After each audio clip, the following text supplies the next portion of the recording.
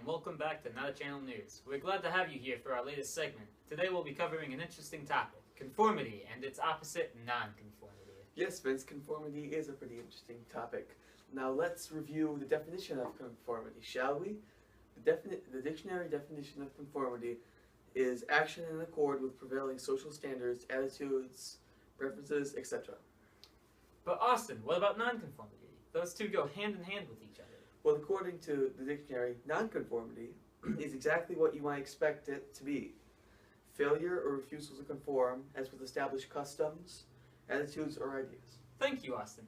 But as we all know, the dictionary definition of a word is just scraping the surface of a whole new world of possibilities to imagine. Austin, could you give our viewers an example of conformity throughout history?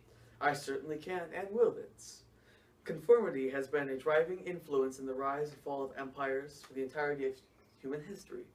To conform is to be human. The instinct to act like our peers as ingrained is breathing for us today.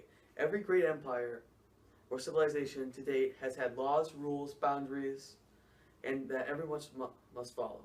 These laws allowed order to be formed and civilization to flourish without chaos or madness that would have been there if not for conformity. You raise a good point, Austin, but what about non-conforming?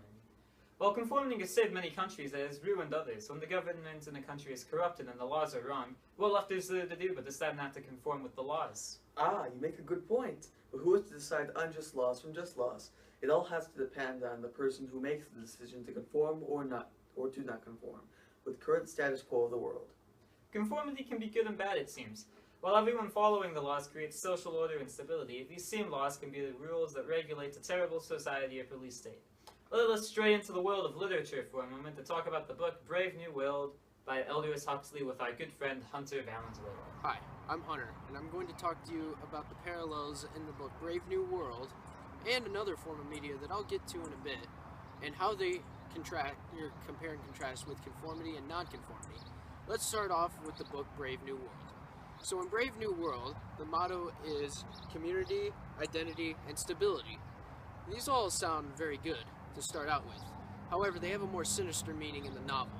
In other words, the people in the book trade their morals, their values, and everything that they would love just for hollow happiness. And I guess what I could say is that, does that really sound fair? Just trading everything, doing what the norm is, just for, I guess, a shot of happiness? That was just conformity. Let's go over their counterpart, non-conformity. So previously we talked about how everything would be was full of law and order. Now let's go to an example in which there's none of that, and the people are left to themselves in order to survive. I'm talking, of course, the novel Lord of the Flies. In Lord of the Flies, there are a group of children who survived a plane crash, and they needed to survive by any means necessary. Over the course of the book, however, one of the children leads the remainder group of children to revolt and turn into savages against our main character, Ralph. Ralph decides to be a nonconformist by not conforming to the other kids who want to turn into savages and do nothing but play and harm and kill.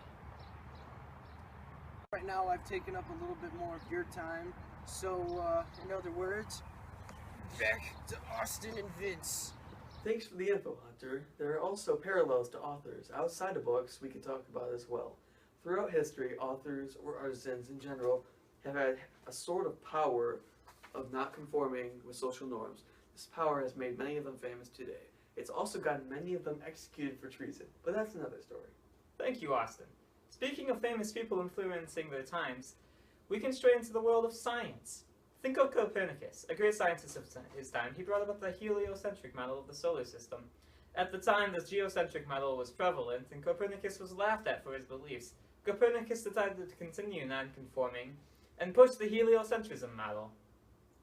This, in spite of his non-conformity, he was put under house arrest by those who didn't agree with his beliefs, but, however, he did give us the heliocentrism model today.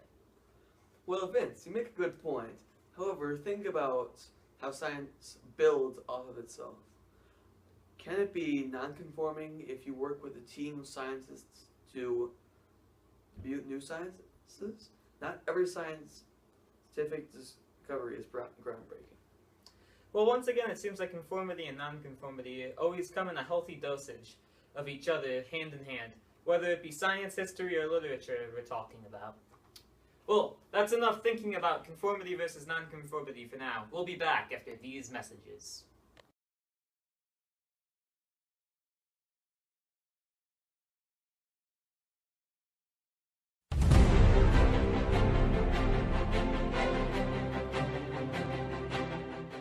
Hello, and welcome back to Nada Channel News. Yes, welcome back indeed. I hope that you've thought long and hard about conforming and not conforming.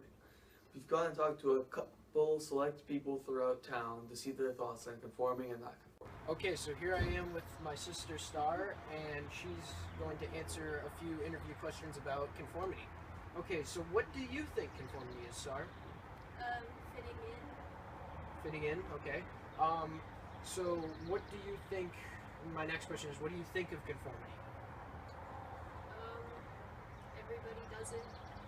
Everybody conforms? Yeah. Okay. Lastly, do you consider yourself a conformist for the most part? Yeah. First question is, what is conformity?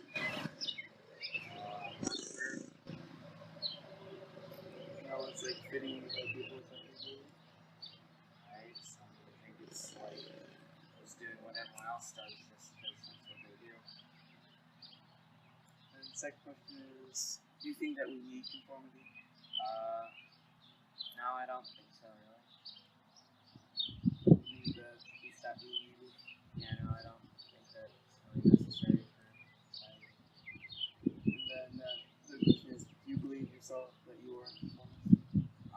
I guess in some aspects, yes, because I go to school and all those sort of things, but in some ways I don't do exactly what everyone else does. I don't. Just, yeah, no, for the most part. What wonderful interviews. Thank you for all of those that participated in them. They really allow a close examination into the inner machinations of the minds of our peers, further illuminating our difference and similarities, but celebrating them in a beautiful sort of way.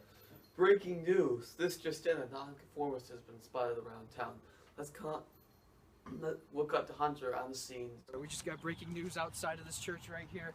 If you follow me real quickly, you will see that there is a vehicle, a red Jeep Liberty, that appears to be parked perpendicularly rather than in between the lines. I guess this factors in with our previous conversation about conformity and non-conformity.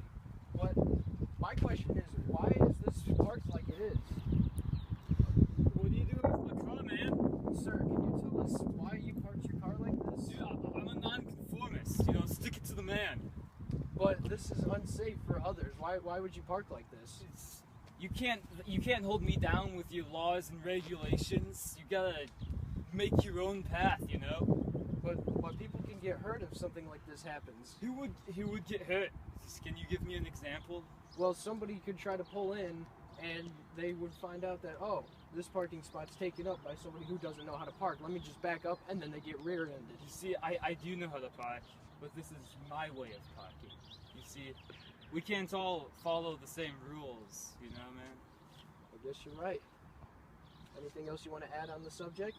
My name is Dave, and don't conform, kids. All right, you heard it from Dave himself. Maybe non-conforming isn't as bad as we think it is. All right, back to you guys. Riveting stuff, that is. Seeing a nonconformist such as that. Well, that's all the time we have for today. Austin is right. That is all the time we have. But what do you think of conformity? What do you think of nonconformity? Mull it over for a bit and try and develop a new viewpoint. This is Austin. And this is Vince. And Thank thank you you for watching Nada Channel News. Good night.